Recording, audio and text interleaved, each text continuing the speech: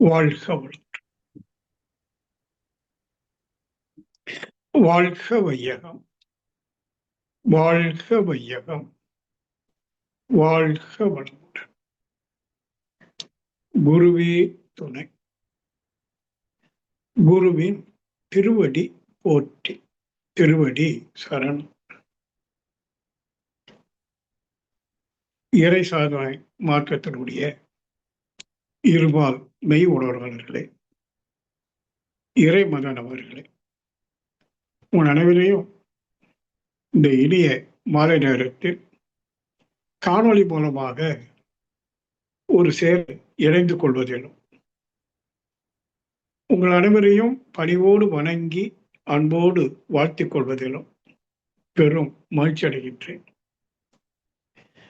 ஒரு சீரான பயிற்சி, முழுமையான விளக்கம் உங்களுக்கெல்லாம் கிடைத்து கொண்டே இருக்குது. நீங்கள் ஒவ்வொருவரும் உண்மையிலேயே பாக்கியவான்கள். உங்களது பெற்றோர்கள் நிச்சயமாக புண்ணியம் செய்திருக்கணும்.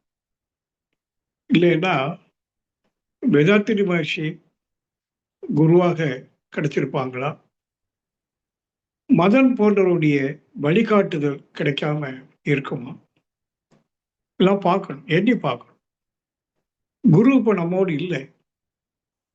ஆனா குரு சொன்ன கருத்துக்களை முழுமையாக கேட்டு உணர்ந்து அதுக்கு செயல் வடிவம் கொடுத்த ஞான ஆசிரியர்கள் நிறைய பேர் இருக்கிறோம் இல்லையா? அவர்கள் இப்போ உங்களுக்கு எல்லாருக்கும் வழிகாட்டி கொண்டிருக்கிறாங்க. நானும் என்னுடைய சார்பில் முடிந்த அளவில் எனக்கு என்ன அனுபவம் கிடைச்சிருக்கு ஆன்மீகத்தில், வாழ்க்கையில இல்லற வாழ்விலும் சமுதாயத்தை ஒட்டிய வாழ்விலும் கிடைத்த அனுபவங்கள், ஆன்மீக அனுபவம், மிக சிறப்பான அனுபவம், அதெல்லாம் அப்பப்போ அன்பர்களை சந்திக்கும் போது பகிர்ந்து கொடுத்து கொண்டே இருக்கிறோம். என்னை பொறுத்த அளவில் நான் ரொம்ப ஓய்வா இருக்கிறேன். எனக்கு ஒரு வேலை இல்லை. வீட்டில் முழுக்க முழுக்க ஓய்வு. அப்போ என்னுடைய ஓய்வை நான் எப்படி பயன்படுத்துகிறேன் என்று சொன்னால், டிவிலாம் பார்க்கறது இல்லை.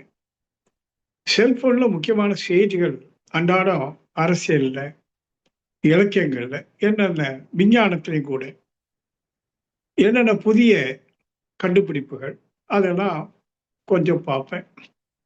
மீது நேரத்தில் மகரிஷி சொன்ன கருத்துக்களினுடைய ஆழத்திற்கு செல்வது உண்டு.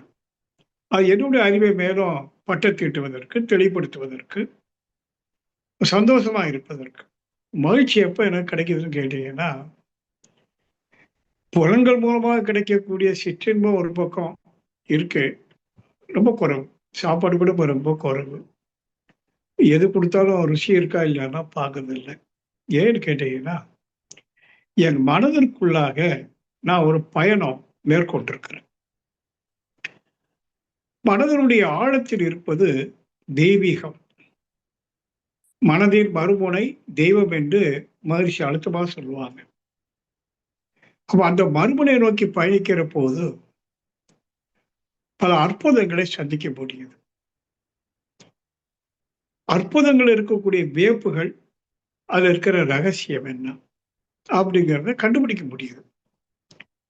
எல்லாராலையும் முடியும். அதை மகரிஷி சொல்லுவாங்க, நீ அதுவானால் அதுவே சொல்லும். அப்போ அதுவாக ஆவதற்கு முன்பு அதை நோக்கி பயணிக்கிற போது அது சில சிக்னல் கொடுக்குது, சம்திங்னு சொல்லுவாங்க. சகுனத்தை காட்டுது, சகுன பிரம்மன்னு சொல்லுவாங்க. அப்போ இன்னும் டெப்த்ல போக போக அந்த மன அலைச்சொல் விரைவு குறைந்து குறைந்து போக போக நாம எதை தேடுகிறோமோ அது உள்ள கிடைக்குது.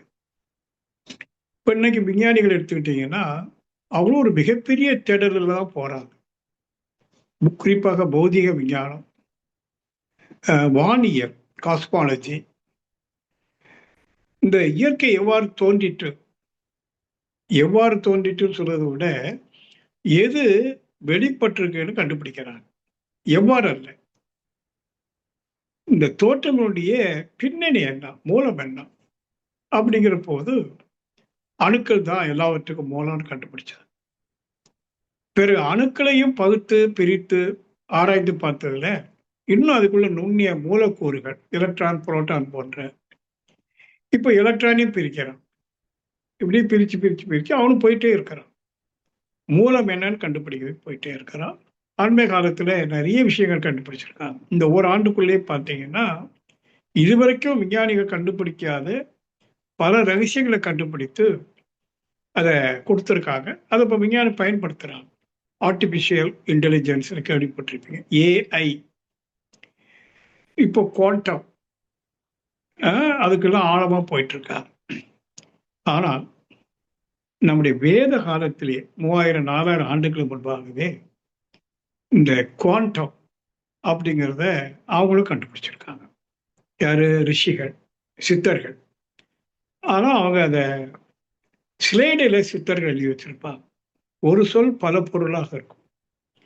ஸோ அது சீக்கிரம் நம்ம புரிஞ்சுக்க முடியாது, கஷ்டம். அதனால சித்தர்கள் வந்து பெரியவங்க தான் என்றாலும் கூட சித்தருடைய நூல்கள் மார்க்கெட்டில் அதிகமாக வரல. வந்தாலும் படித்தாலும் புரியாது.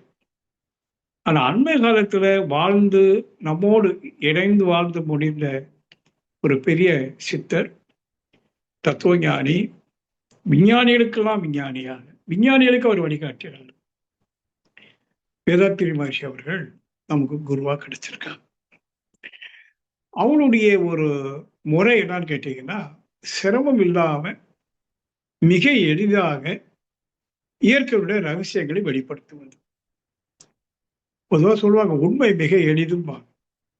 மாயை கடினம், மாயை கடினம், உண்மை மிக மிக எளிது. ஏன்னா உண்மை ஒன்று தானே, மாயை பல பல. அப்ப பல பலவாக இருப்பதை அறிவதற்கு சிரமம் எடுக்கணும். ஒன்னே ஒண்ணுதான் இருக்கு, உண்மை.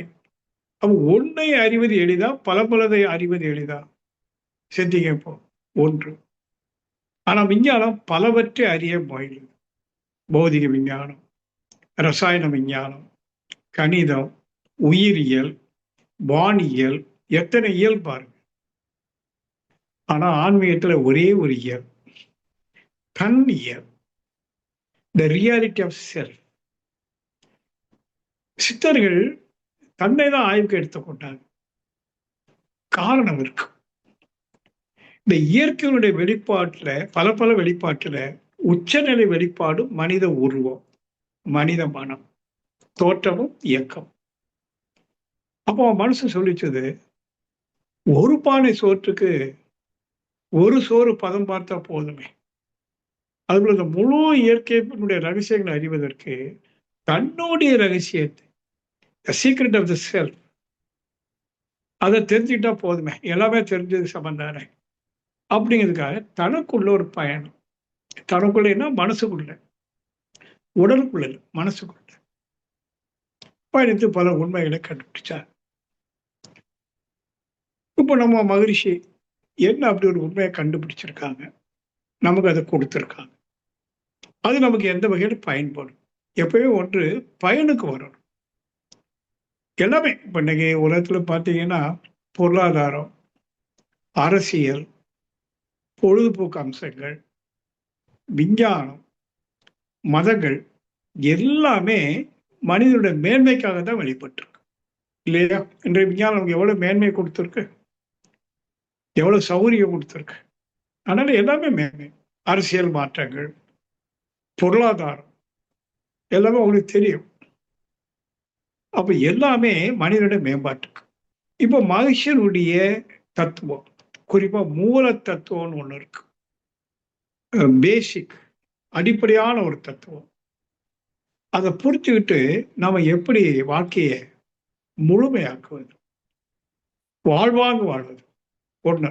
இன்னொரு பக்கம் அறிவுல முழுமையும் தெளிவும், கடைசியில ஆன்ம விடுதலை. அது ரொம்ப முக்கியம். ஆன்ம விடுதலை தான் அல்டிமேட். இன்னைக்கு நம்முடைய ஆன்மா இந்த மனசுல சிக்கிக்கிட்டு இருக்கு, சிறைப்பட்டு இருக்கு. ஆமாவா? ஒரு சின்ன விஷயம் வந்தாலும் சங்கடப்படுது. சின்ன விஷயம், அதை ஊதி தள்ள வேண்டிய விஷயம் கூட சங்கடப்படுத்துது. யாரோ ஒரு சொல் சொன்னா தாங்க முடியல, சீக்கிரமா அது சங்கடப்படுது. இப்ப நினைச்சு பாருங்க, நாம எவ்வளவு விஷயத்துல சங்கடப்படுறோம். அப்ப எத்தனை சிறை, ஒரு சங்கடமும் இல்லைன்னா அது விடுதலை. விடுதலை என்றால் ஆன்மாவுக்கு எந்த விஷயத்திலையும் சங்கடம் இல்லை, அச்சம் இல்லை, கவலை இல்லை. இதெல்லாம் ஒண்ணு இல்லைன்னா அது லிபரேட்டட் சோலும்பா, விடுதலை பெற்ற ஆன்மா. அப்ப ஆன்ம விடுதலை தான் அல்டிமேட். அதுக்கு மகிழ்ச்சியினுடைய அந்த அடிப்படை தத்துவம் எப்படி பயன்படுது, இதுதான் நம்ம சிந்திக்க போறோம். ஆனால் காலகாலமா எல்லா மதங்களும் சொல்லக்கூடிய ஒரு கருத்து, அன்பே தெய்வம், காட் இஸ் லவ், அன்பே சிவம் அப்படின்ட்டா. பொதுவா கரெக்ட் தான், எல்லா மதமும் ஒத்துருச்சு.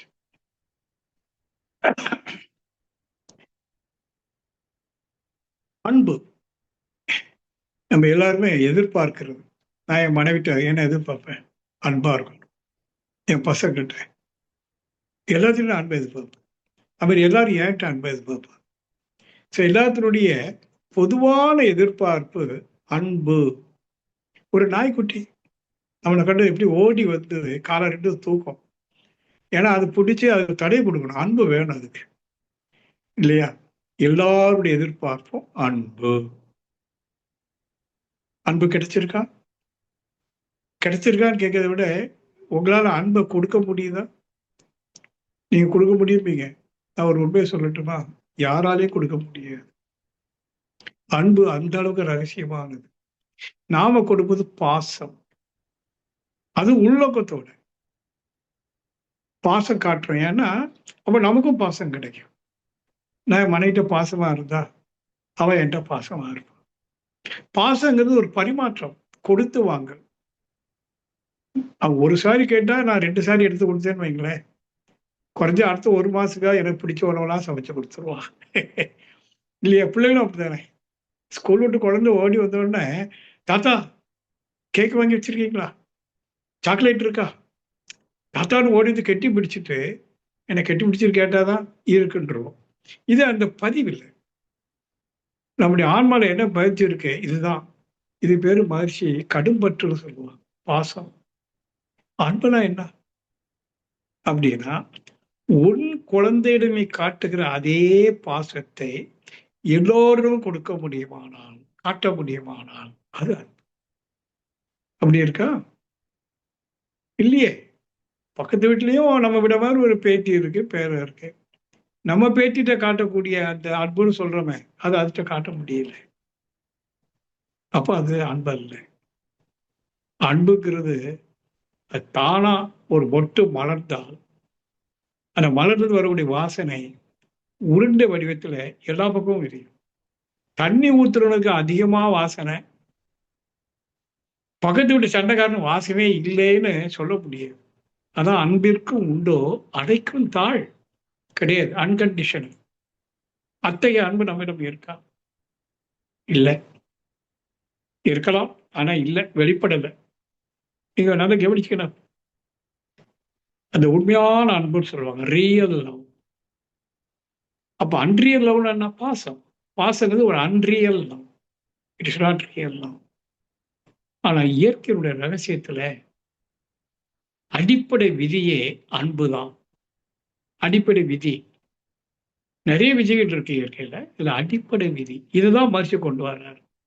வேதத்துல கூட சொல்லாதது எப்படி சொல்றாரு பாருங்க. அதுக்கு முன்னாடி சில விஷயங்களை பார்ப்போம்.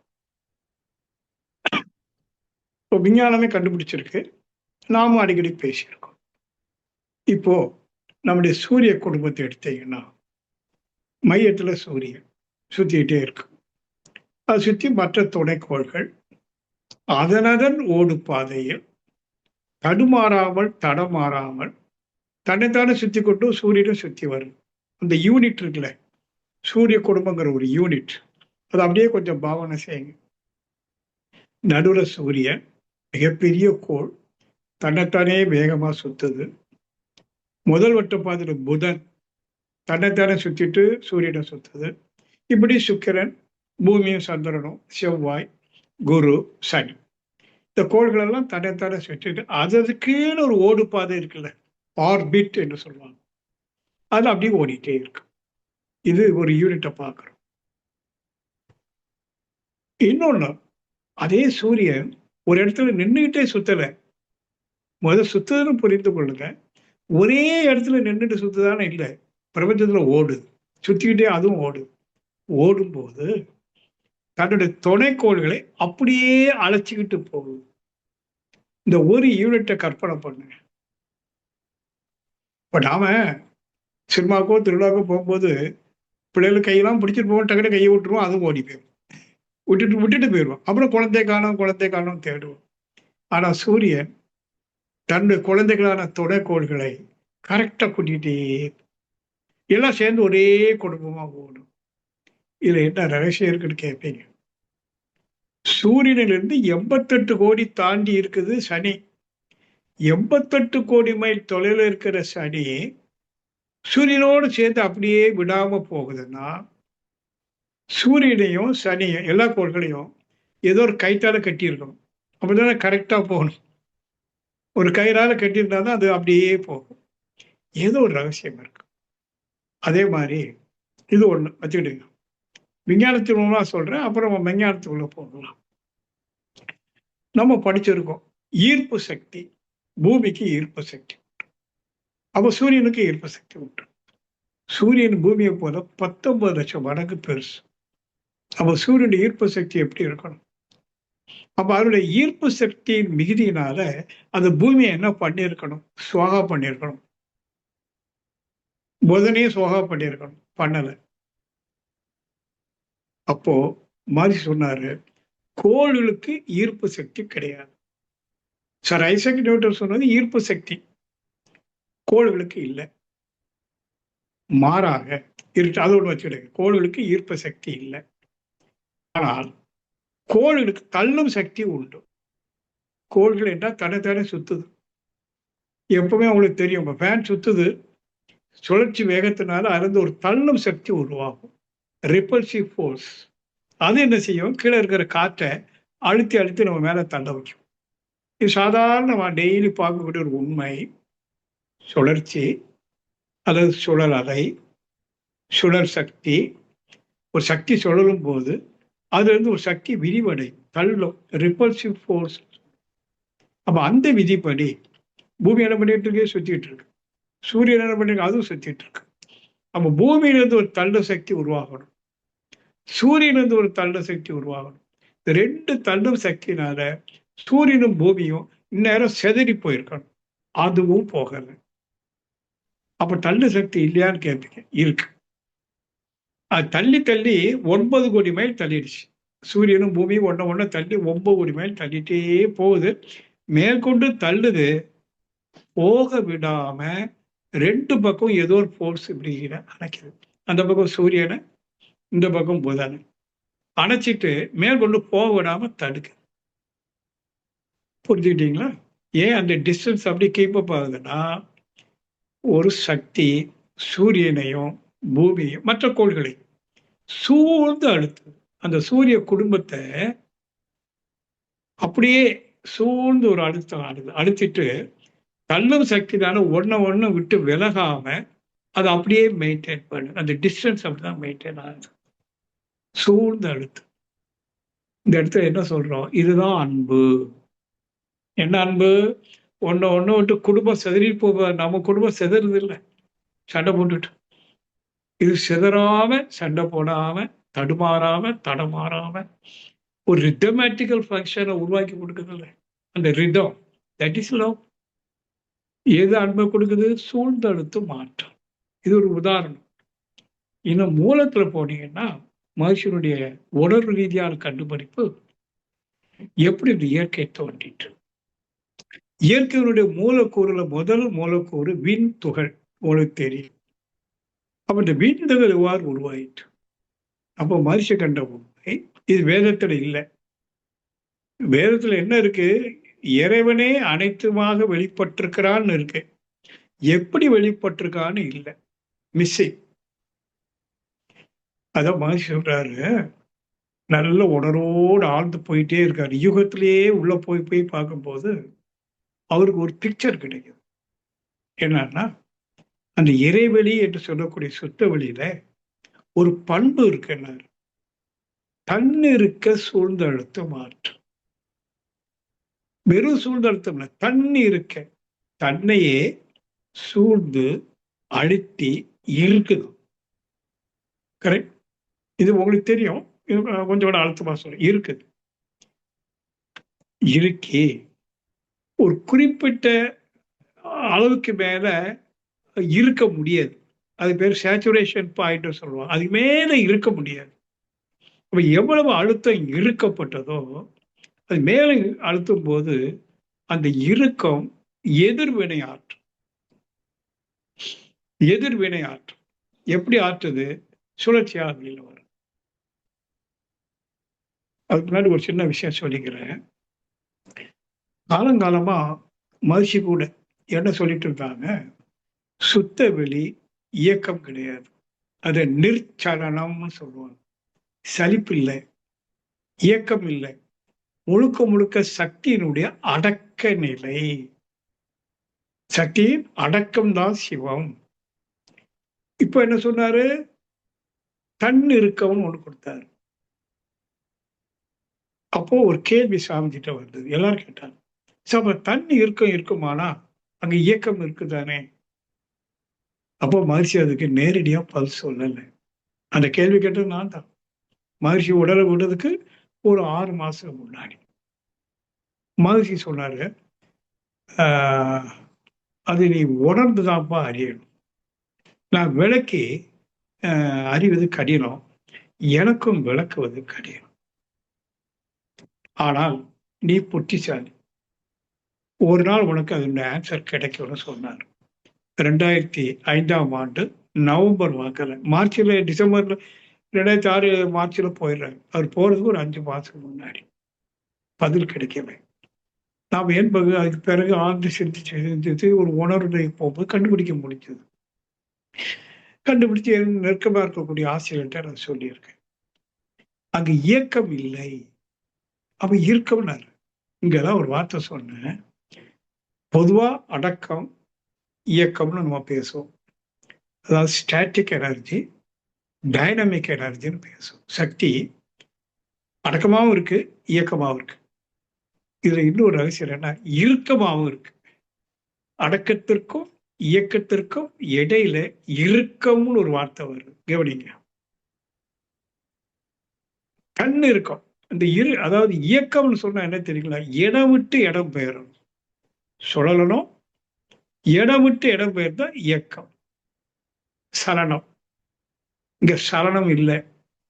ஏன்னா தன் இருக்கும்னு சொல்லும் போது அது இடம் விட்டு இடம் பெயரல, சுழலல, இருக்கம் மட்டும். எப்போ சுழலுது? இருக்க மிகுதியால் மேற்கொண்டு இருக்க முடியாதுன்னு வர சமயத்துல அது வரைக்கும் இருக்கப்பட்ட சக்தி இயக்கமா வரும். இதை நீங்க நல்லா மனசுல வச்சுட்டு சிந்திக்கணும். அடக்கம் எது? அடக்கம் சக்தி. இறுக்கம் எது? இறுக்கம் சக்தி. தன்னு இருக்கம்னு வார்த்தையை போட்டுக்கணும். இன்னொன்னு இருக்குல்ல, தன்னையே. தனக்குள்ளேயே ஒரு இறுக்கம் நடந்தால் வெளியில தெரியாது. இடம் விட்டு இடம் பெயரவும் இல்லை. எப்ப இடம் விட்டு இடம் பெயருது? இருக்க மிகுதியால். அந்த சேச்சுரேஷனுக்கு பிறகு எவ்வளவு இருக்கப்பட்டதோ அதுக்கு சமமான எதிர்வினை, அதான் இயக்கம் வெளியில வரும். நம்ம பாருங்க, இவ்வளவு அழகான ஒரு இயற்கையை வெளிப்படுத்துது. மீன் வந்தது, அப்புறம் பஞ்சபூதங்கள் வந்தது, பல இயற்கை காட்சிகள், சூரியன், கடல், பூமி, பூமியில மலை, அடர்ந்த காடுகள், மலர்கள், பழங்கள். இப்ப இதெல்லாம் கொஞ்சம் எண்ணி பாருங்க. இப்ப நான் சொன்ன இயற்கை எல்லாம், அது எல்லாத்தையும் நம்ம மீது அன்பு இருக்குன்னு சொல்லலாம். சூரியன் நம்ம மீது இருக்கிற அன்புனால நமக்கு வேண்டிய வெளிச்சத்தையும் வெப்பத்தையும் கொடுக்குது. அன்புனா என்ன? கொடுக்குவது, கொடுப்பது. சூரியன் எவ்வாறு கொடுக்குது? வெப்பத்தையும் வெளிச்சத்தையும் கொடுத்து மழை பெய்ய வைக்குது, பயிர்களை வளர விடுறது. எவ்வளவு அன்பு! அப்படி வளர்ந்த பயிர், ஒரு மாமரம், பழம் கொடுக்குது. நம்ம மீது அன்பு, சுவையான ஒரு உணவை கொடுக்குது. மலர் இனிய வாசனை கொடுக்குது. நம்ம செஞ்சு பாருங்க, வெளிப்பாடுகள் அனைத்தும் நாம மகிழ்வதற்கு பயன் கொடுக்குது.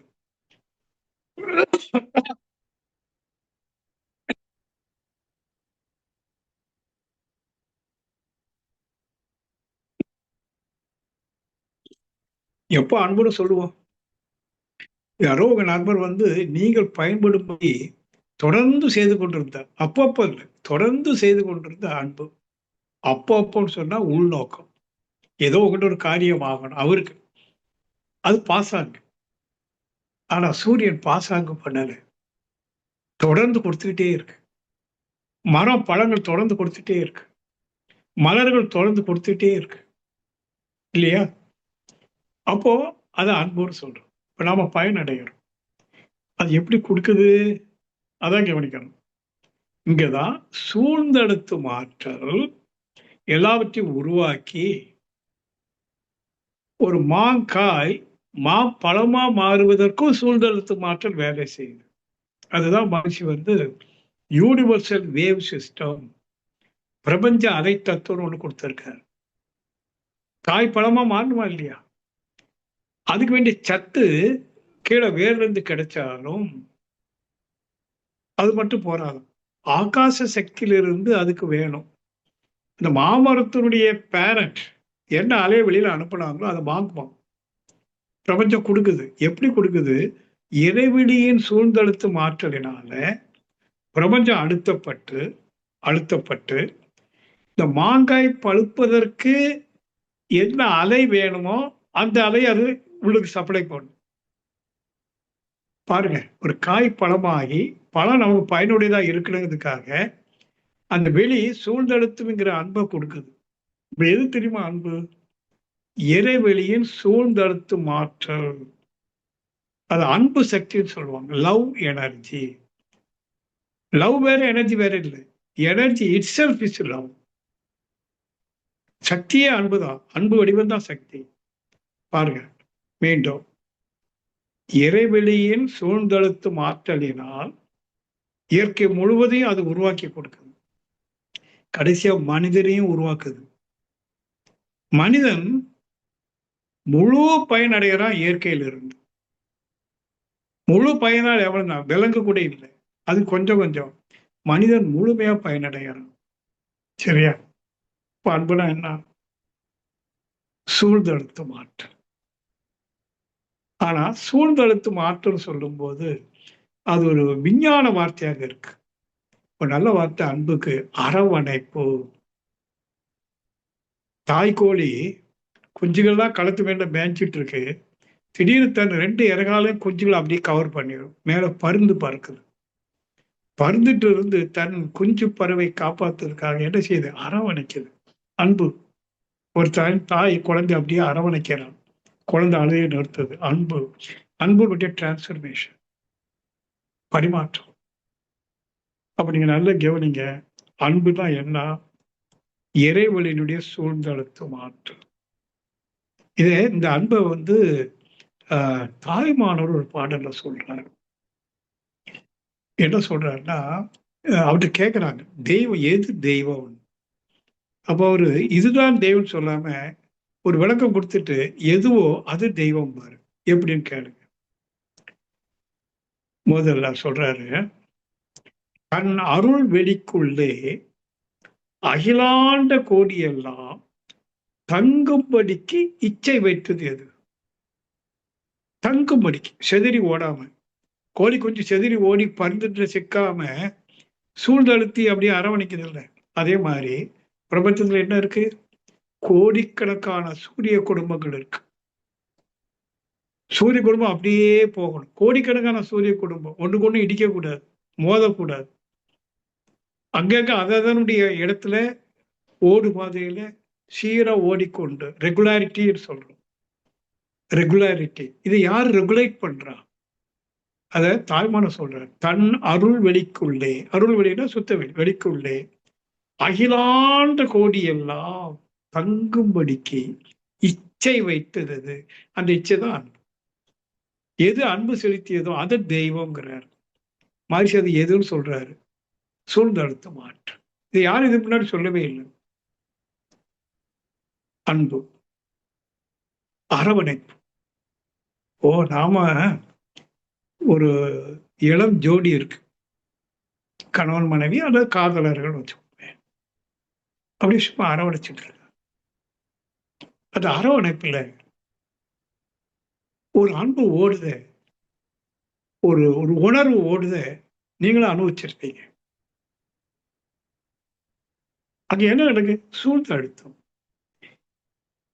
அப்படி அழுத்தும் போது ரெண்டே இருக்கிற ஒரு இதம் டிரான்ஸ்ஃபார்ம் ஆகும். Transformation of love. நீங்க லவ்னா வேற ஒரு மாதிரி கொச்சப்படுத்தாதீங்க. அங்க என்ன நடக்கு? அரவணைப்பு. காதலர்களுக்கு மத்தியில் இல்லை, தாயும் குழந்தையும் அரவணைப்பு. இப்போ இது உடல் மூலமா அரவணைக்கணும். இந்த மனம் அல்லது ஆன்மா அரவணைப்புக்கு வரும். இப்ப நம்ம எல்லாரும் எதை எதிர்பார்க்கிறோம்? அன்பு, அரவணைப்பு. வயசான காலத்துல கூட எதிர்பார்ப்பாங்க. அது காமம் அல்ல, காதல். காமம் வேற, காதல் வேற. சின்ன வயசுல காமம். காமத்துக்கு ஆங்கிலத்துல லஸ்ட்னு சொல்லுவாங்க. LUST, lost. காதலுக்கு லவ், LOVE, லவ். வயசான காலத்துல கூட அந்த காதலை எதிர்பார்ப்பாங்க. ஒரு இன்சொல், ஒரு இனிய வார்த்தை, அதுல ஒரு அரவணைப்பு. அரவணைக்கணும் உடலை அணைக்கணும்னு அவசியம் இல்லை. வார்த்தைகள் இல்லை, ஆத்மால இருந்து வரக்கூடிய வார்த்தைகளினால அரவணைக்க முடியும். ஆனா மனுஷன்ட்ட இல்லை. முதலே சொல்லிட்டேன், பற்று இருக்கு, பாசம் இருக்கு, அன்பு இல்லை. அன்பு எப்போ வரும்? அப்போ இங்க சாமிஜே சொல்றாரு, அறிந்தது சிவம், மலர்ந்தது அன்பு. சிவம்னா என்னப்போ? சூழ்ந்தழுத்து மாற்றம். நீ என்று சூழ்ந்தழுத்து மாற்றலை உணர்கின்றாயோ அன்றிருந்து உன்னிடம் அன்பு வெளிப்படும். இந்த மனமென்ற மொட்டு மலர்ந்து விடும். இறுகியும் குறுகியும் மொட்டு போல இருக்கிற மனம் தளர்வாகி மலரும். அன்புகிற வாசனை பரவும். ஒரே ஒரு நிபந்தனை தான். என்ன? என்று ஒரு மனிதன் சிவத்தை, சிவம் என்றால் சூழ்ந்தழுத்து மாற்றல். நல்லா புரிந்து கொள்ளுங்க. சிவம் என்பது பெயர் சொல் அல்ல, வினை சொல். அடிக்கடி சொல்லுவேன், வினை சொல். அந்த தன் இருக்க சூழ்ந்தழுத்து மாற்றல். என்னைக்கு சூழ்ந்தழுத்து மாற்றலை நம்ம உணர ஆரம்பிக்கிறோமோ, நமக்குள்ள இருக்கிற ஆன்மா, உயிர் சக்தி, அன்பு சக்தி. அது முதல் சொன்ன சக்தி என்பது வெறும் சக்தி இல்லை, லவ் எனர்ஜி. மாம்பழம் அதுல சக்தி இருக்கு, சுவையா இருக்கு. மலர் சக்தியை வெளிப்படுத்துறது வாசனையா இருக்கு. ஏன்னா எல்லாமே அன்பு சக்தியால் உருவாயிருக்கு. அப்ப நீங்க எல்லாத்திலையும் அன்புதான் இருக்கு அடிப்படையா. எல்லாத்திலையும் அன்பு. ஆன்மாவுடைய மையத்துல அந்த சென்டர் கோர்னு சொல்றோமே, அங்க அன்புதான் இருக்கு, ஆனந்தம் தான் இருக்கு. அப்ப ஏன் வெளிப்படல? இங்க இயற்கையுடைய பரிணாமத்துல ஒரு விஷயம் நடந்திருக்கு. இந்த உயிர், எனக்குள்ள இருக்கிற உயிர், உங்களுக்குள்ள இருக்கிற உயிர் இருக்கு, இப்போ மனித உடல்ல இருக்கு. ஆனா எத்தனையோ ஜென்மங்களுக்கு முன்னாடி விலங்காக வாழ்ந்த காலம். அவ்வாறு வாழும்போது நாம் என்ன பண்ணியிருக்கோம்? உணவுக்காக இன்னொரு விலங்கு கொன்னு இருக்கோம், கொலை செஞ்சிருக்கோம். அதனுடைய வாழும் சுதந்திரத்தை பறிச்சிருக்கோம். அதனுடைய ஒரே உடமையான உடலை அபகரித்திருக்கிறோம். 3 செயல். உணவுக்காக 3 செயல் விலங்குல நடக்கும். அது ஏற்றுக்கொள்ள வேண்டியது. ஆனா அந்த பதிவு இருக்குல்ல, 3 செயல் பதிவு. என்னன்னா, கொலை செய்தல், வாழும் சுதந்திரத்தை பறித்தல், அதனுடைய உடமையை பறித்தல். அது இன்னும் நம்ம கருமையத்தில் இருக்கா? இப்ப என்ன ஆகி போச்சு? இந்த ஆன்மான தெய்வம் களங்கம் விட்டுட்டு, இந்த 3 விஷயத்தினால களங்கம் விட்டுட்டு. இந்த களங்கத்தை அடிப்படையா வச்சுட்டு வரக்கூடிய எண்ணமும் செயல் எப்படி இருக்கும்? தீயவையா இருக்கும். இப்போ இந்த களங்கத்தை போக்க முடியுமான்னு கேட்பீங்க. போக்குவது என்பது ஒரு முடியாதுங்கிறது ஒண்ணும், வீண் முயற்சிங்கிறது இன்னும். சார், அப்போ ஒரு ரகசியத்தை புரிந்து கொள்ளுங்க. இந்த களங்கம் அல்லது பதிவு, வினை பதிவு எதுக்கு மேலேயோ பதிஞ்சிருக்குல்ல. எதுக்கு மேல பதிஞ்சிருக்கு? உயிரின் மையத்தில் உள்ள இயக்கமற்ற அந்த மையத்துல, அது பேர் கருமையத்துல பதிஞ்சிருக்கு. அப்போ பதியுது, அடியில பதியப்பட்ட, இது பதிவு, இது பதியப்பட்ட அடித்தளவுன்னு ஒண்ணு இருக்கு. அது வெளி. மையத்துல வெளிதானே இருக்கு. அந்த வெளியை உணர்ந்தால், இப்ப நம்ம எதோ உணர்றோம்? வினைப்பதிவுக்கு ஏற்ற எண்ணங்களும், எண்ணங்கள் வந்து செயல் வடிவம் கொடுத்து, செயலில் வரக்கூடிய விளைவுகளை தான் நம்ம என்ன பண்ணிட்டு இருக்கோம்? இப்போ அனுபவிச்சுட்டு இருக்கோம். நம்முடைய அனுபவம் முழுவதும் அதுதானே. ஆனால் எதுல பதிஞ்சிருக்கோம்? அந்த வெளி. அந்த வெளியை நாம இன்னும் உணரல. வெளி என்றால் சூழ்ந்தழுத்து மாற்றல், அதனுடைய பண்பு.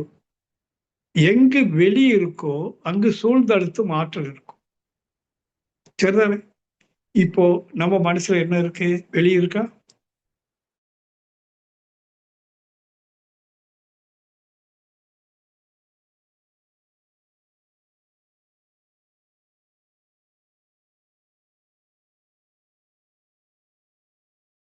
என்ன?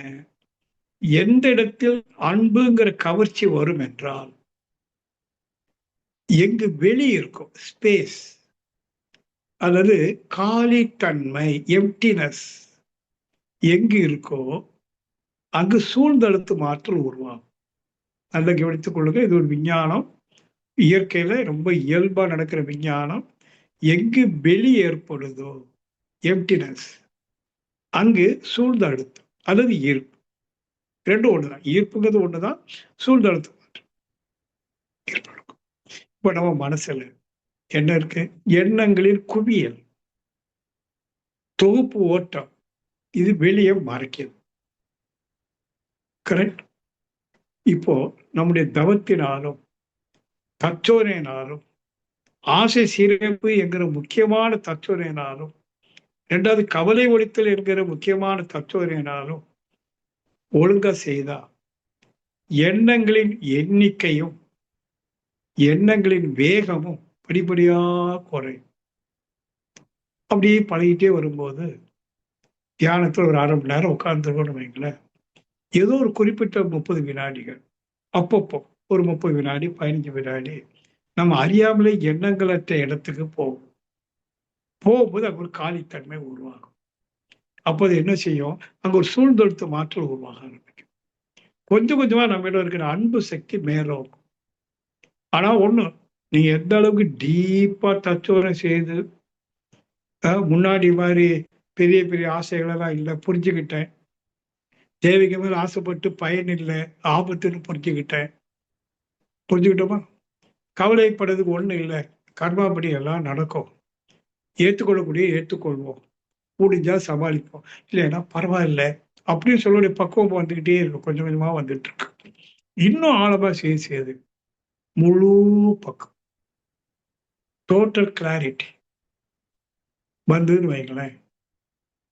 அது வர வர நீங்க தியானத்துல நீண்ட நேரம் 15 நிமிஷம் 30 நிமிஷம் கூட முற்றிலும் எண்ணங்கள்லேருந்து விடுபட்டு இருக்க முடியும்.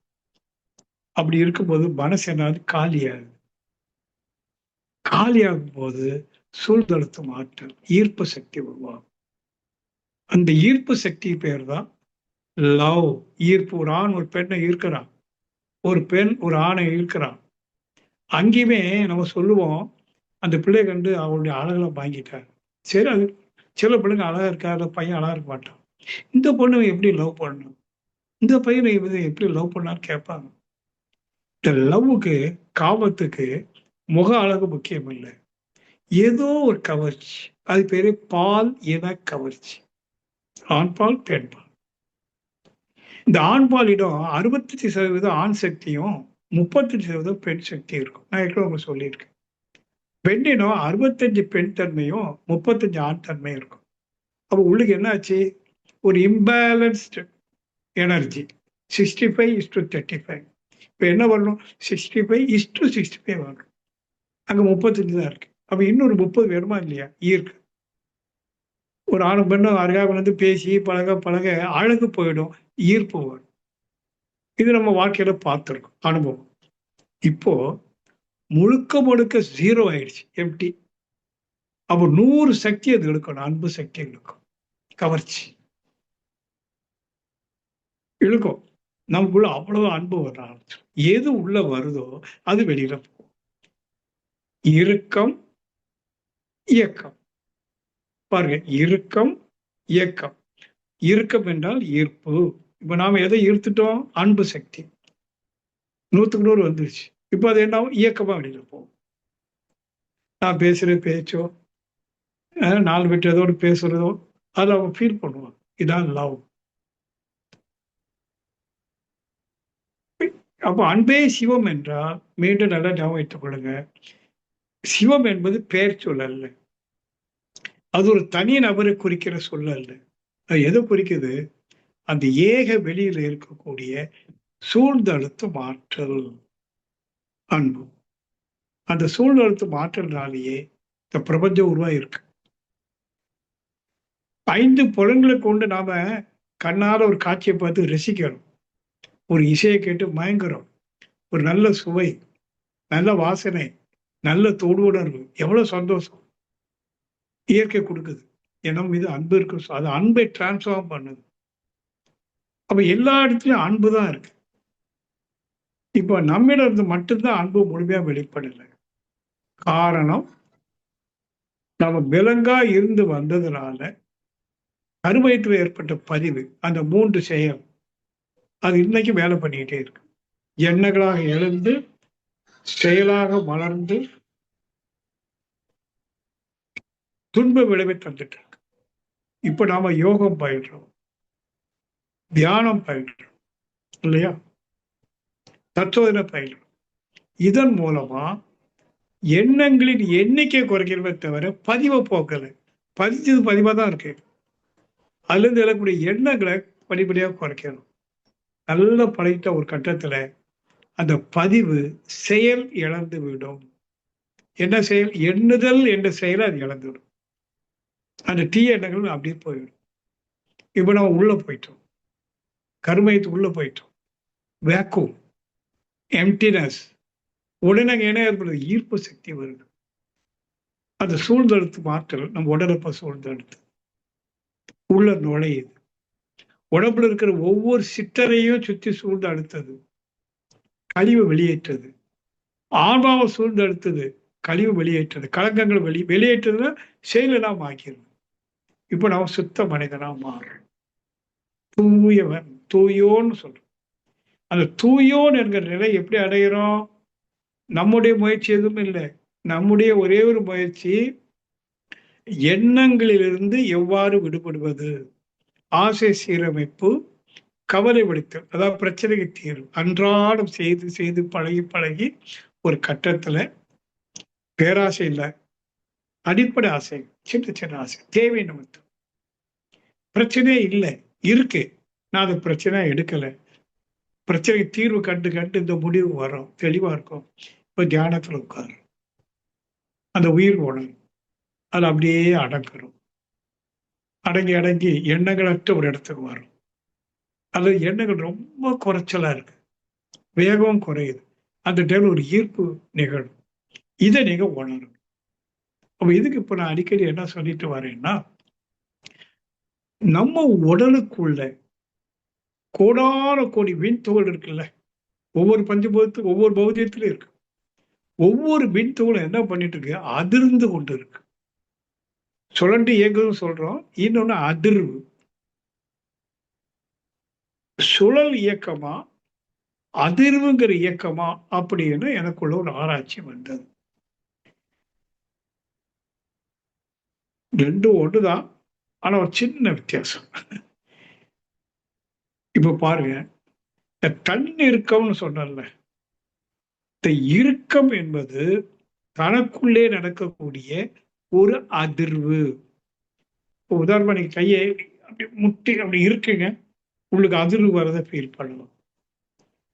தன்னை சூழ்ந்து அழுத்துகிற போது அந்த இறுக்கம் சொல்றோமா இல்லையா, அது உள்நோக்கிய அதிர்வு. அந்த இறுக்கத்தை என்ன சொல்றோம்?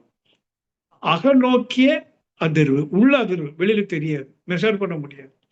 அது மிகுதி ஆகும்போது அந்த அதிர்வு வெளிநோக்கிய அதிர்வு. இப்படி இப்படி உள்நோக்கினா இப்படி, இது அதிர்வு. வெளியிலனா இப்படி.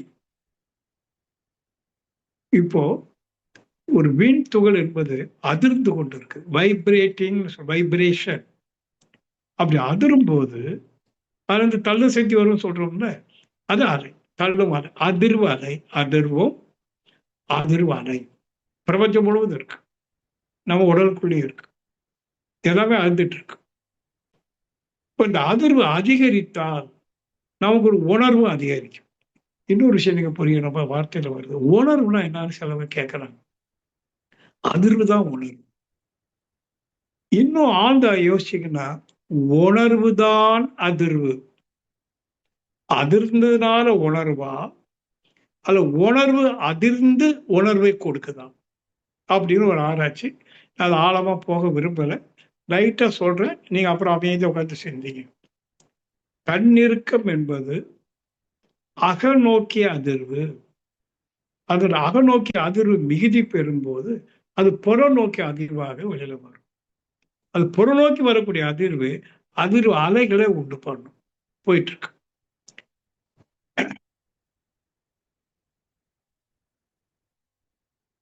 இன்னொரு சின்ன விஞ்ஞானத்துக்கு போண்டி இருக்கு. நம்ம உடலுக்குள்ள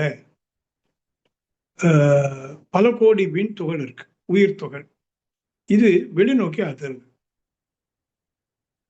இந்த அதிர்வு எல்லாம் கலெக்ட் ஆனா, தொகுப்பானா, அதுதான் காந்தம்னு சொல்றோம், ஜீவ காந்தம். ஜீவாந்தம் என்ன பண்ணிட்டு இருக்கு? அதிர்ந்துட்டு இருக்கு. அந்த அதிர்வு புலன் வழி வருகிற போது ஐவகை உணர்வாக மாறும். அப்போ அதிர்வு உணர்ந்துதான் கேட்டீங்கன்னா இல்ல, உணர்வு தான் அதிர்வனுடைய பண்பு. இதை புரிய வைக்கிறது கஷ்டம், அரிசியே சொல்லிட்டாரு கஷ்டம்னு. ஆனா நான் சொந்தமா சிந்திச்சு சொன்னதை வச்சு கண்டுபிடிச்சிட்டேன். நீங்க சொந்தமா சிந்திக்கணும். உள்ளுக்கு இருந்த அதிர்வு எது அதிர்வுன்னா உணர்வு. அதிர்வு புலன்களுக்கு வருது, 5 புலன்களுக்கு. வெளியில இருந்து காந்த அலை மோதுது, ஒரு சப்தம் வைங்களேன், மோதுது. அந்த சப்தத்தினுடைய ஏற்ற இறக்கம் என்னவோ, ஃப்ரீக்குவன்சி என்னவோ, ஒரு நல்ல இசைன்னு வைத்துக் கொள்ளுங்களேன், வருது. உடனே இந்த அதிர்வு இருக்குல்ல, எது அதிர்வு? உணர்வு. அந்த உணர்வு தன் அதிர்வை எப்படி மாத்துதுன்னா, வெளியிலிருந்து எந்த அளவுக்கு ஃப்ரீக்குவன்சி அதிர்வு வந்ததோ அந்த அளவுக்கு அதுவும் அதிர ஆரம்பிச்சிடும். எது அதிர்வு? உணர்வு. தன் உணர்வே அதிர்த்திட்டு இருக்கு ஏற்கனவே. வெளியிலிருந்து வந்த சப்தத்தின் மோதின காரணமா அதிர்வு அதிகரிக்குது. அதிர்வு அதிகரிக்க அதிகரிக்க அந்த உணர்வு இருக்குல்ல, அதுக்கு ஏற்றவாறு உணர்ந்துகிட்டே இருக்கும். அப்போ உணர்வு தன் நிலையில் மாற்றம் அடையுது. என்னவாக? என்ன வெளியிலிருந்து வந்ததோ அது தக்கவாறு. இது உடம்புக்குள்ள நடக்கிற ஒரு ரகசியம். இப்போ நமக்குள்ள இருக்கிற அதிர்வை நம்ம உணர்ந்தோமா? இல்ல. நாம உணர்ந்தது பூரா அந்த அதிர்வனுடைய உணர்வின் அதிர்வனுடைய தன்மாற்றத்தை அழுத்தம், ஒலி, ஒளி, சுவை, மனம் என்ற 5 தன்மைகளாக புலன் வழி உணரும். புலன்கள் அதெல்லாம் மோதுது. ஒரு சப்தம் மோதுது, வெளிச்சம் மோதுது, வாசனை மோதுது, சுவை மோதுது, அழுத்தம் மோதுது. அப்ப என்ன மாதிரி அலைகள் மோதுதோ அதுக்கேற்றவாறு இந்த அதிர்வு இருக்கு. என்ன அதிர்வு? உணர்வுங்கிற அதிர்வு. அது இந்த அதிர்வுல ஒரு மாற்றம் வரும். அதாவது உணர்வுல மாற்றம் வரும். உணர்வின் தன்னிலை மாற்றமே உணர்தல் என்ற இயக்கம். இப்ப நமக்கு நடக்கக்கூடிய உணர்தல் என்ற இயக்கம். எது உணர்தல் என்ற இயக்கம்? தன் உணர்வு. அதை நாம இன்னும் உணரல. தன் உணர்வை உணர்ந்து கொண்டால் புறத்தே இருந்து பெறக்கூடிய உணர்வுகள் இருக்குல்ல, அதுல அதிகம் கவனம் போகாது. இப்போ வெளியில ஒரு அழகான ஒரு காட்சி இருக்கு, ரசிக்கிறோம், கவரப்படுகிறோம். உடனே அது மாதிரி நாமளும் ஒண்ணு வாங்கினா நல்லா இருக்குமே, வீட்டுல ஃப்ரேம் பண்ணி மாட்டலாமே, காசு பார்க்க விலை அதிகமா போட்டிருக்கோம், சங்கடம் வருது, வாங்க காசு இல்லை. ஆனால் அந்த அக அதிர்வு இருக்குல்ல, தன் அதிர்வு அல்லது உணர்வு, அதை உணர்ந்து விட்ட பிறகு வெளியில இருக்கிற அழகா தான் இருக்கும். ஆனா கவரப்பட மாட்டோம், சிறைப்பட மாட்டோம். அந்த அழகுக்கு சிறைப்பட மாட்டோம். அழகை ரசிப்போம். அதனால அடிமையாக மாட்டோம். அதை கவனிக்கிறோம். புலனுக்கு அடிமை இல்லை இப்போ. எது ஆன்மா விடுதலை அடையுது. ஏனென்றால் அது தன்னை உணருது. இதுவரைக்கும் புற உணர்வாக இருந்தது. அக உணர்வாக உள்நோக்கி போயிட்டு அந்த அதிரக்கூடிய உணர்வு இருக்க தன் உணர்வு அதை உணரும் போது அது எல்லா வகையிலும் நிகரற்றதாக இருக்கு. அதை கவனிக்கிறோம். நிகரற்றது. தனக்கு ஊமையில்லாத தாழ். வள்ளுவர் சொல்றாருல, தனக்கு ஊமையில்லாதான் தாழ் சேர்ந்தார்க்கு அல்லால் மனக்கவலை மாற்றல் அறியுது. ஏன் மனக்கவலை? புற உணர்வு கவர்ச்சியா இருக்கு, கிடைக்க மாட்டேங்குது. அப்படியே கிடைச்சாலும் கைவிட்டு போயிருது, சங்கடம் வரும். ஆனா தனக்குள்ள ஓமையற்ற ஒண்ணு இருக்கே, அந்த உள் உணர்வு, அது உணர்ந்து கொண்டால் கவலை போச்சு. அது கிடைக்கலன்னு கவலை இல்லை, அது கைவிட்டு போயிடுச்சேன்னு கவலை இல்லை. ஏன்? அதை விட பெருசு, பெரிதிலும் பெருசான அழகு, பெரிதிலும் பெரிதான இசை, பெரிதிலும் பெரிதான சுவை, வாசனை, எல்லாத்தையும் உணர்ந்தாச்சு உள்ள. இப்ப ஆன்மா விடுதலை அடையுது. இதாங்க ஆன்மா. எப்ப ஆன்மா விடுதலை அடையுதோ அப்ப என்ன ஆகும்னு கேளுங்களேன். ஒரு உதாரணம். இப்போ ஒரு மாம்பழம் இருக்கு, வீட்டுல கட் பண்றாங்க, எல்லாரும் உட்கார்ந்து சாப்பிடுறோம். நானும் ஒரு பீஸ் சாப்பிடுறேன். இப்ப மிச்சம் 2 பீஸ் இருக்கு. பேத்தி கேட்கு, தாத்தா அது உங்களுக்கு வேணுமா? மக்களை நீ சாப்பிட்டீங்கன்னு வச்சுக்கோ. இல்ல நான் 2, 3 சாப்பிட்டேன், நீங்க வேணா சாப்பிடுங்களேன். கேட்கும்போதே தெரியும் அதுக்கு வேணும்னு தெரியும். பரவாயில்ல, பண்ணி எடுத்துக்கோ. எனக்கு வேண்டாம். ஏன்? அதை விட சுவை நான் உணர்ந்துட்டேன். இல்ல ஒரு துண்டு கூட எனக்கு கிடைக்கலன்னு, இந்த லாஸ்ட் பீஸ். அப்பதான் நான் உள்ள வரேன். தாத்தா ஒரே ஒரு துண்டு இருக்கு உங்களுக்கு. இல்லம்மா நீயே சாப்பிடு. இல்ல உங்க நீங்க ஒண்ணு கூட சாப்பிடு. பரவாயில்ல நீ சாப்பிடு. இப்ப நம்ம என்ன சொல்றோம்? பரவாயில்ல நீ எடுத்துக்கோ. சொத்து ஃப்ரண்ட் போர்ஷனா பேக் போர்ஷனா வீட்டுல பங்கு வைக்கிறாங்க. வீட்டுல 4 குழந்தைகள் இருக்கு, நானும் ஒருத்தன் இருக்கேன்னு வைங்களேன். நான் என்ன சொல்றேன், நீங்கெல்லாம் எடுத்துட்டு உங்களுக்கு தேவைக்கு எடுத்துட்டு எந்த போர்ஷனாலும் எடுத்துட்டு மிச்சம் இருந்தா கொடுங்க. இல்லைன்னா பரவாயில்ல, ஏன்னா எனக்குள்ள ஒரு இடம் இருக்கு. That is eternal. My own space is eternal supreme being. Why should I bother about this 5 set? பேக்கா ஃப்ரெண்டா? நான் முழுமையா இருக்கேன். எனக்கு எது பேக்கு, எது ஃப்ரெண்டு, எது வடக்கு, எது தெற்கு? சொல்றது உங்களுக்கு விளங்குதா? நல்ல விளங்கணும். நமக்குள்ளாக ஒப்பு ஓமையற்ற, நிகரற்ற, எல்லையற்ற ஒரு ஆனந்த சொரூபம் இருக்கு. ஏன் அதை சொரூபம் சொல்றேன்னா, எல்லா தன்மையும் உள்ளடக்கியது, பஞ்சபூத தன்மை உள்ளடக்கியது. அதை உணர்ந்தவனுக்கு வெளியில வேணுங்கிறது இல்லை, வேண்டாங்கிறது இல்லை, எதுக்கு அடிமையாவது இல்லை, யாரையும் அடிமைப்படுத்துவது இல்லை. லவ் இருக்கே, யாரையும் அடிமைப்படுத்தாது. அன்கண்டிஷனல் லவ், நிபந்தனையற்ற. அவ்வளவு அன்பு சக்தி உள்ள இருக்கு. அப்ப இதுக்கு என்ன டெக்னிக்? தியானத்துல முக்கியமான தியானம். அதுக்கு உடலுக்குள்ள ஒரு வைப்ரேஷனை கிரியேட் பண்ணணும். இப்போ நம்ம சின்னதா ஒரு வைப்ரேஷன் கிடைக்குது, உடலுக்குள்ள கிடைக்கும். அதுக்கு பேர் நித்யானந்தாவுன்னு பேர். இதுக்கு மகிழ்ச்சி என்ன சொல்லுவாங்க, மூச்சு எடுத்துக்கலாம் போனோமாங்க, இருக்கட்டும். ஆனா பழைய காலத்துல ஒரு பழக்கம் வச்சா, என்ன பழக்கம் தெரியுமா? இந்த இயற்கையில, திருப்பி சொல்றேன், ஒவ்வொரு தொகுலும் அதிர்ந்துட்டு இருக்கல, எங்க அதிர்வு இருக்கோ அங்கு சப்தம் இருக்கும். அதனால்தான் விஷ்ணு கையில சங்கு சக்கரம் கொடுத்தார். சக்கரம்னா அதிர்வு, சுழற்சி. சங்குனா சப்தம். எங்கு இயக்கம் இருக்கோ அங்கு நாதம் வரும். இதை வைத்து இந்த ஓம்னு ஒரு சப்தம் இருக்குல்ல, பிரணவ தவம், பிரணவ நாதம், அதை ஒரு பழக்கத்துல கொண்டு வந்தாங்க. இந்த ஓம் சாண்டிங் பண்ணிட்டு உள்ள கவனிச்சா அதிர்வலைகளை உணர முடியும். இது ஒரு மெத்தட். இப்படி உள்ளுக்கு அதிர்வலையை உணர்ந்துட்டு ஓம் சாண்டிங் நின்று போச்சு, இப்போ அமைதியா இருக்கிறோம், உடலை சூழ்ந்தடுத்ததை உணர முடியும்.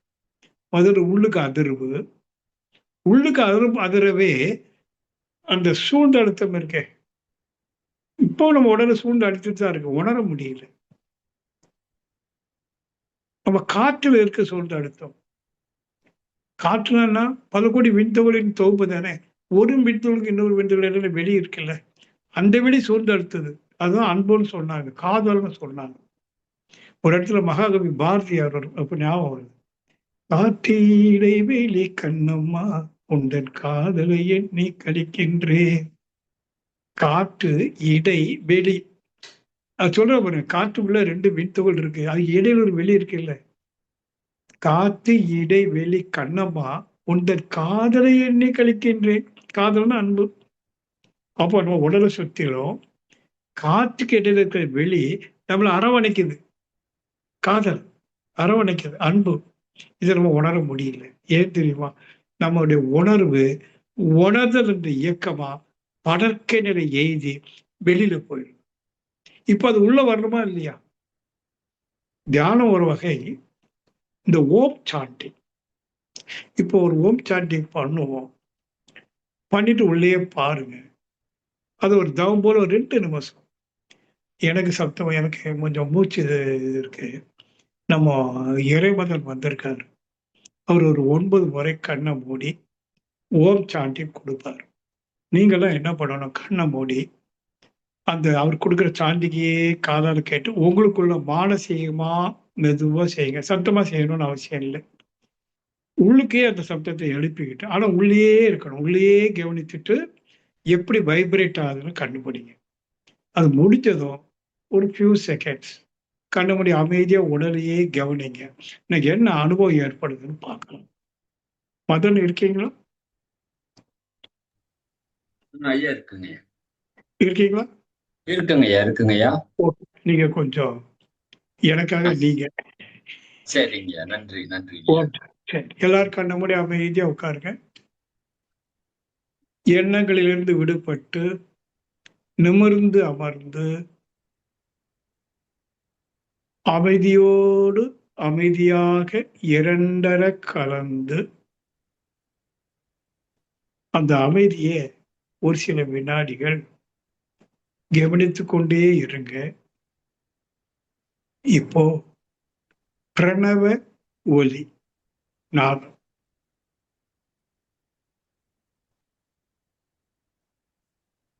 ஆரம்பிக்கலாம்.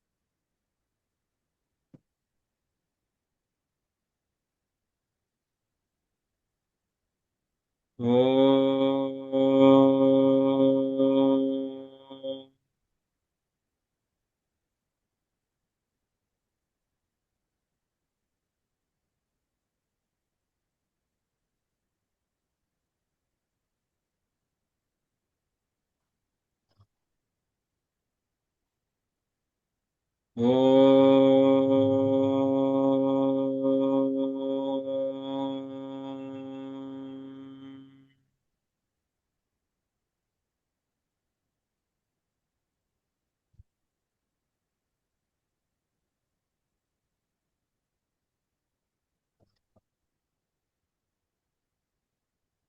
ஓ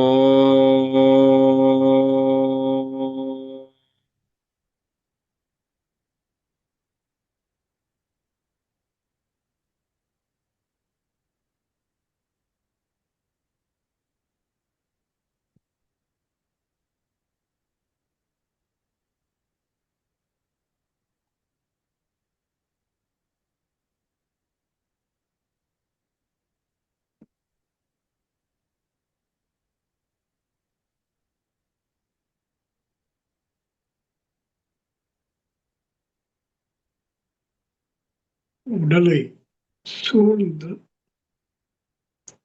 ஒரு அழுத்தம், அரவணைப்பு பாவிக்கணும்.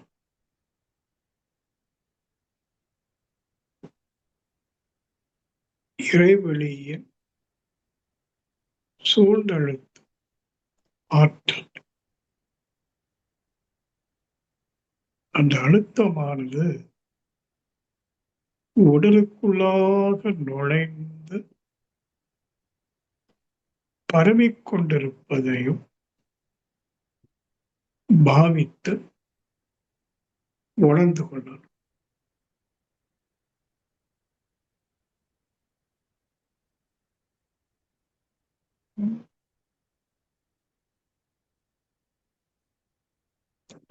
அக உணர்வு, தன் உணர்வு.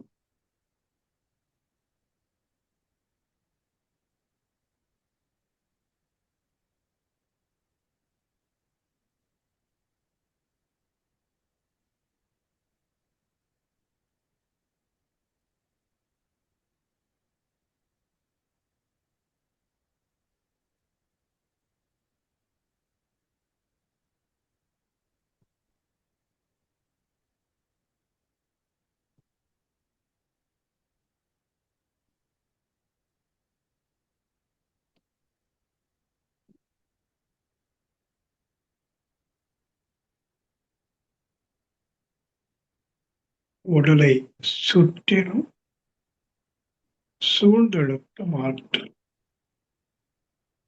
அழுத்தம் அக உடலுக்குள்ளாக நுழைந்து அலையலையாக பரவிக்கொண்டு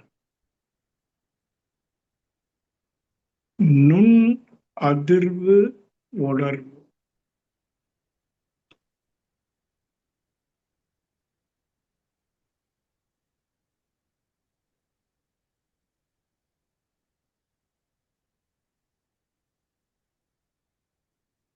உணர்வுதான் அதிர்வு.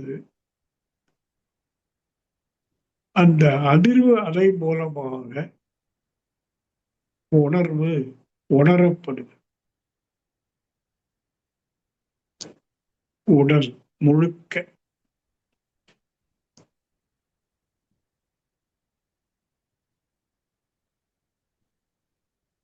அக உடல், பிரணவ சரீரம்,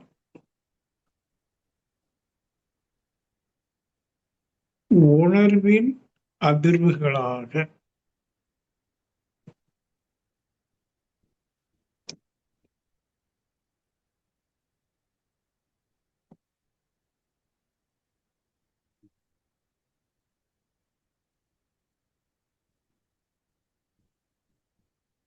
இந்த அதிர்வு காலம் செல்ல செல்ல அதிகரித்து உடல் மூலமாக அந்த சுத்த உணர்வு, தன் உணர்வு உடலை சுற்றி வெளியில விரிய ஆரம்பிச்சிடும். அது விரிவலை என்று சொல்றோம். இதைத்தான் அன்பு அலை என்று சொல்றோம். அதாவது பிரணவ சரீரம், காந்த உடல் தன்மாற்றம் அடையாமல்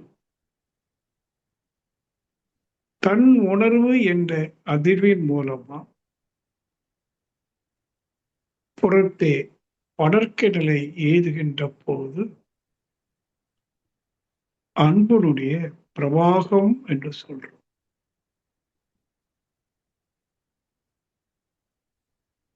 ஆனா இதுக்கு கொஞ்சம் கால அவகாசம் வேணும். ஆனா இதை செய்ய செய்ய தினமும் ஒரு 5 நிமிஷம் செய்து பழக பழக நமக்குள்ள ஒரு அன்பு ஊற்றெடுப்பதை முதல்ல உணர முடியும். இது வரைக்கும் யார் யாரையோ பழிச்சிட்டோம். இப்போ உள்ளுக்கு சொல்லுது, அவங்கள பழிச்சிருக்க வேண்டாம் போல தெரியுது, வெறுக்க வேண்டிய அவசியம் இல்லைன்னு தெரியுது. உள்ளுக்கு ஒரு மாற்றம், செல்ஃப் டிரான்ஸ்பர்மேஷன் என்று சொல்லுவோம். அது வரைக்கும் செய்ததெல்லாம் தப்பு, தீயவை, அது வேண்டாம்னு உள்ளுக்கு சொல்லும். இப்போ அன்பு எண்ணமாக வருது. என்ன எண்ணம்? வேண்டாம், ஒதுக்க வேண்டாம், பகைக்க வேண்டாம், வேறுபடுத்த வேண்டாம் என்றெல்லாம் உள்ளுக்கு சொல்லும். அதான் இன்னர் வாய்ஸ் என்று சொல்லுவாங்க. அப்படியே சொல்லி சொல்லி நமக்குள்ள ஒரு சந்தோஷம் ஆட ஆரம்பிச்சிடும். நான் தூய்மை அடைகிறேன், மேன்மை அடைகிறேன், எனக்குள் ஒரு நிறைவு நிகழுது. அதை மெச்சூரிட்டி என்று சொல்றோம், ஒரு பக்குவம் அடையுது. பழுத்த நிலை வரும் வரை நீதான் என்றோ பதமடைந்தோ ஒன்றானம் பரமானந்தம். எப்போ பதம் அடைகிறோம்? நமக்குள்ள அந்த இன்னர் வாய்ஸ், அன்பிலிருந்து வரக்கூடிய இன்னர் வாய்ஸ், நீ எல்லாரையும் நேசிக்கும். முதல்ல நம்மளை நேசிக்கிறோம். உன்னை நீ நேசிப்பது போல பிறரையும் நீ நேசிப்பாயாக. முதல்ல நம்மளை எப்படி நேசிக்கிறது? நமது உணர்வை உணர்வதுதான். நம்முடைய உணர்வு 5 புலன் வாயிலாக உணர்தல் என்ற இயக்கமாக செலவாகுது, தன்னிலையில மாறுது. ஆனா இப்போ இந்த தவத்தை பழகி பழகி வர வர வர செலவாகாது, தன்னிலையில் மாறாது, தான் தானாக அமரும். அதை சுய உணர்வுன்னு சொல்றோம், அதிர்வு. அது அப்படியே இருக்கும். அப்படியே தவம் செஞ்சு ஒரு 10 நிமிஷம் 15 நிமிஷம் இருந்து பழகிட்டோம்னு சொன்னா அந்த அதிர்விலிருந்து வரக்கூடிய அலை, அதாவது உணர்வே அதிருது, உணர்வே அலையாக வெளியேறுது. உணர்வு என்றால் அன்பு, அது அப்படியே பரவு. இந்த மாதிரி ஒரு டிரான்ஸ்பர்மேஷன் ஏற்படும். இதை செய்து பழகினா உங்க மனசுக்குள்ள ஒரு உணர்வு தட்டும். அதைத்தான் மகிழ்ச்சி அவர் ஒரு பாடல்ல, இன்று நான் நிறைவு பெற்றேன் இறைவான் ஒரு பாடல். நிச்சயமா வந்திருக்கீங்கன்னா அன்மியூட் பண்ணிட்டு இன்று நான் நிறைவு பெற்றேன் பாடலை கொஞ்சம் பாடலாமா? பாடிட்டு அந்த பக்குவம், முட்டைக்குழு, இந்த ரெண்டையும் கொஞ்சம் பாடுங்களேன். அவங்களுக்கு கொஞ்சம் அன்மியூட் பண்ணி கொடுங்கம்மா. லட்சுமி அம்மாவுக்கு ஹேண்ட் ரைஸ் பண்ணுவாங்களா அவங்க?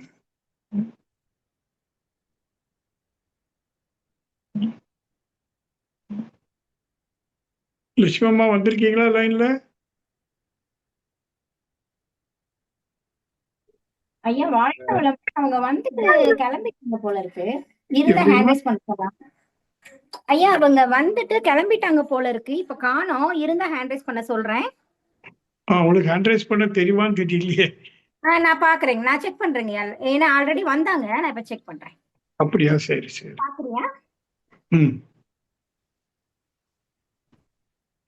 ஜெயலட்சுமி, தனலட்சுமி அவங்கதான் இருக்காங்க.